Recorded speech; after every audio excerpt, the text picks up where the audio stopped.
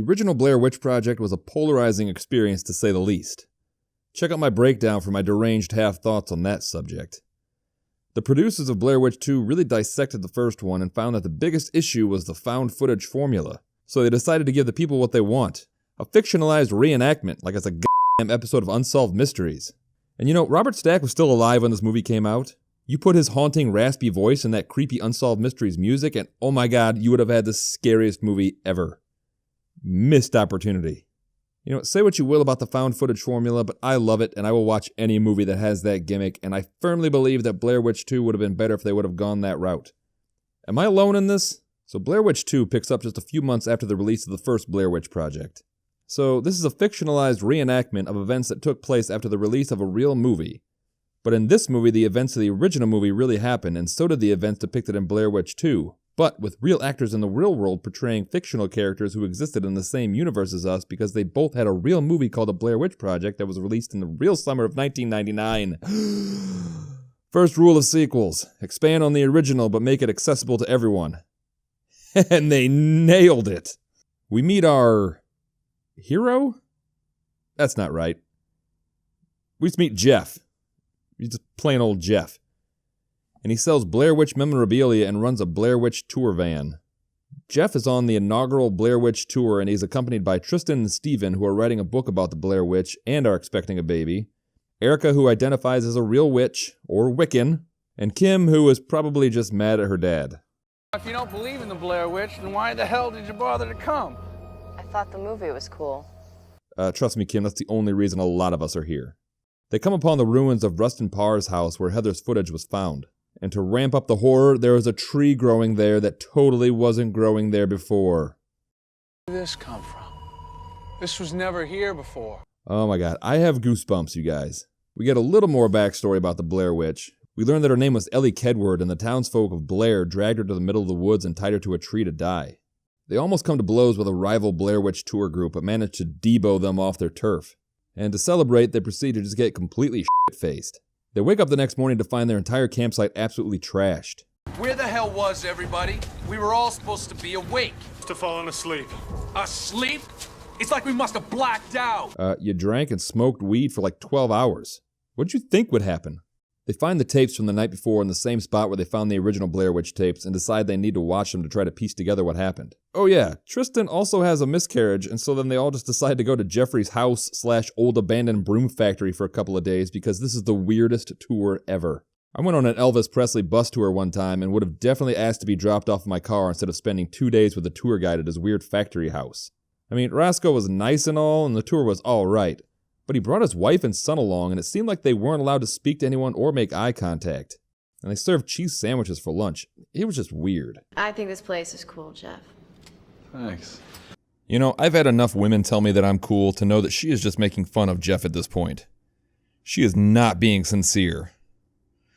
Where's that tree? That big tree that was in the middle of the foundation. Now there's just this tiny twig. You see, guys? I told you there was something up with that tree. Oh man. Arbor-based horror is definitely the scariest horror in my opinion. While reviewing the tapes, they lose their shit because it shows Erica dancing around the campfire naked and she doesn't remember any of it. Again, the Nickelback-infused montage we saw showed them all drinking like a fish and smoking weed like a fish that fell in with the wrong crowd. I'm sorry, I'm terrible at similes, but the point is, anything they see on that tape should be accompanied by the phrase, "How wasted were we?" Like if this were me and my friends and I was on camera dancing around naked, there would be a lot of snickering and pointing and frantic explanations by me about how cold it was that night, but it would line up with how absolutely shit-faced we all were, and how just unseasonably cold it was. I feel like that cannot be overstated. They then notice strange rashes on their body, which, again, getting steaming pissed drunk in the middle of the forest is typically the type of activity that will produce weird rashes. So Kim goes to the redneck store to buy beer and has a run-in with the locals, and I bet the people of Burkittsville absolutely adored being painted as inbred deliverance-type hicks. So the locals attack Kim's van. As she's driving away, she sees kids in the middle of the road and crashes. You know, the impact of every scene that might be even remotely scary is severely diminished by the constant derivative late 90s post-grunge, Britpop, nu metal, pop-punk, emo, post-hardcore, metalcore garbage constantly playing. I'm not going to play any of the songs because I'm not getting a copyright notice for playing a Godhead song, so here's the same scene with royalty-free ragtime music, and it honestly has the same effect.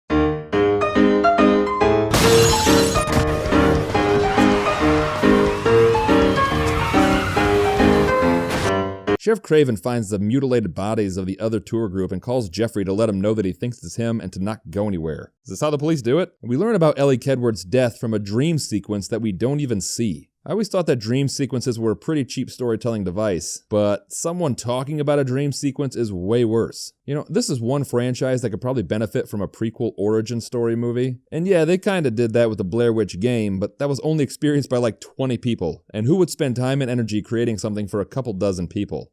Alright, fuck you. First of all, this channel is like an underground club that only a few select know about. The cool people know about this. We don't need any stragglers and posers. Although a few hangers-on wouldn't hurt. So be sure to tell your friends. Not that I need them, but you know, why not? Kim finds a bunch of files on all of them and Jeff doesn't know where they came from and... yeah, where did they come from? Did the Blair Witch possess Jeff before all of this and make him research this stuff? Or did the Blair Witch do it herself? What are her powers? Did the Blair Witch go to the Hall of Records and fill out the proper forms? I want that scene.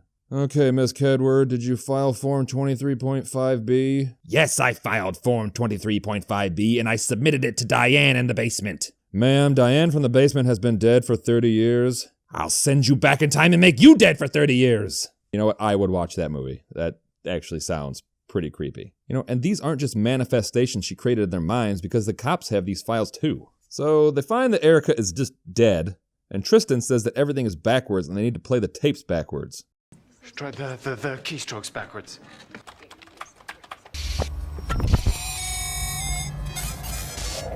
So the Blair Witch can reprogram video editing equipment? I swear I will never make fun of the Grudge ghost ever again. Until I watch The Grudge 2 and 3. So they're able to watch the tapes backwards and that somehow shows the missing 3 hours, and again, they are just acting like drunken assholes. It also shows them destroying their own research and video equipment. Not to beat a dead horse, but all things that drunken jackholes would and have done. Tristan then turns kinda crazy and just starts taunting everyone. Tristan's gone. This is what you want. You weak little pathetic little bitch. No! And then we get a fictionalized reenactment of a flashback of them murdering the other tour group at Coffin Rock. So everyone gets arrested and they show video evidence that nothing happened like they thought, thus proving that crime under a witch's spell doesn't pay. If that's what they're implying happened. It really doesn't matter. And also, what the hell was the Book of Shadows? Did they even talk about a Book of Shadows? They may have, but seriously, this movie is forgettable as hell. Alright, so thanks for watching. Don't forget to hit that subscribe button. And you know what? Share this video. And get ready for the exciting Blair Witch conclusion with Blair Witch: The Conclusion. Oh, it's actually just called Blair Witch. Alright. Alright. See ya.